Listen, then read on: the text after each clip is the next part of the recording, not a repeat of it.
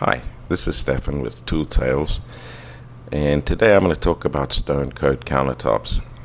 I did an installation in my kitchen around 2 years ago, so today we'll see how it's held up for 2 years. And if you get some value out of this video, please consider subscribing and hit the like button. It doesn't cost you anything and it really does help the channel.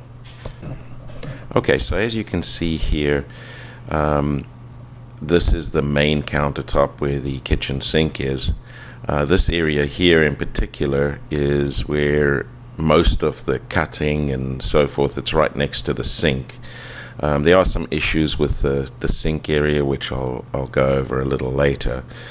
But this does have the two-part hard coat on it, so it kind of makes it a little, takes the shininess away from it. But it's held up great.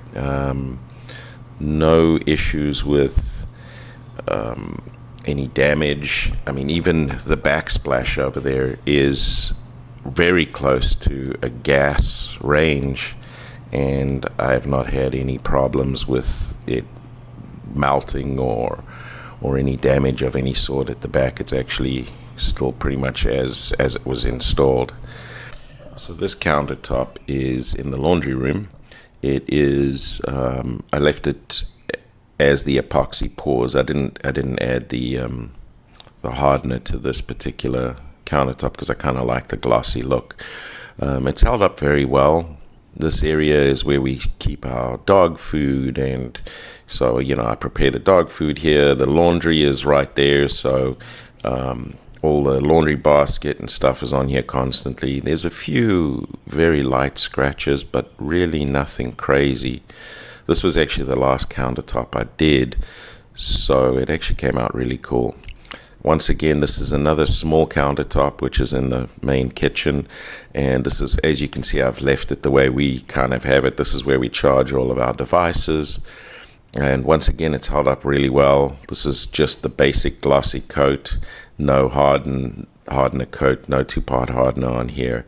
I would definitely suggest maybe for this sort of a surface where you're doing that all the time, I would put the hardener on, but I do like the gloss look a little better.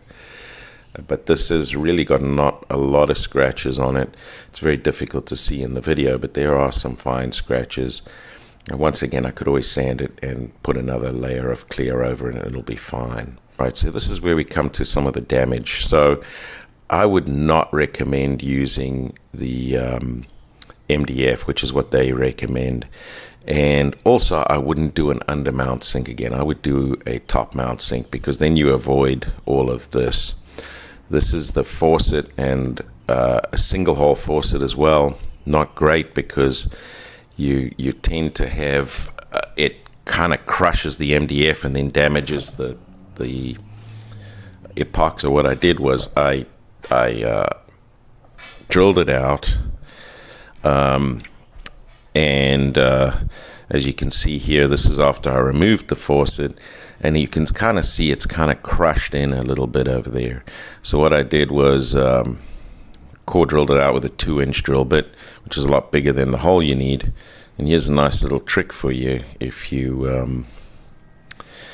got a hole that's already existing, you take a bit the same size as the hole, and you can actually screw it in and use that as your guide bit, which is what I've done here. So what I did was I drilled out a 2-inch hole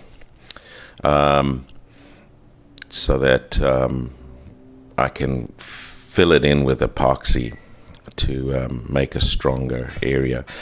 But this D-lam along the side here, I ended up putting a little bit more epoxy and clear coat on it. Just, hopefully it holds up until it gets to a point where it's too bad. And once again, I would put a top mount sink, because that way you avoid this issue. So this is what I did. I took an 1.5 inch piece of copper pipe, put it in there and poured. So it's about just over 1/4 inch of epoxy all the way around, which gives me a nice solid base to mount a faucet.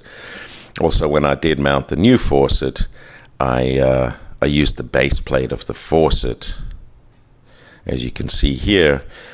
That way it spreads the the load a little bit, but you still have the nut underneath. So once again, I would not use MDF. I would use plywood, a good plywood, to do this. If you use a top mount sink, your faucet mounts to the sink, not to the countertop, which then eliminates all these problems. You can also make a nice seal around the sink with some silicone, so you're not going to have any water in there, because that edge is actually very thin when you pour the epoxy, which happens in the front of the counter too, but it's not as crucial as that area in the sink. And then unfortunately the MDF just draws water in if there's any sort of gap or anything like that. So what I did was I let it dry out, poured a little bit more epoxy on it, and reinstalled a new faucet, and it's held up quite well for now. And other than that, it's a great product. I would definitely recommend it. Just a couple of little things to be mindful of. Your high work areas, I would definitely install the 2-part hardener. It makes a big difference. And that's all I have for you today. Thank you for watching. I appreciate it,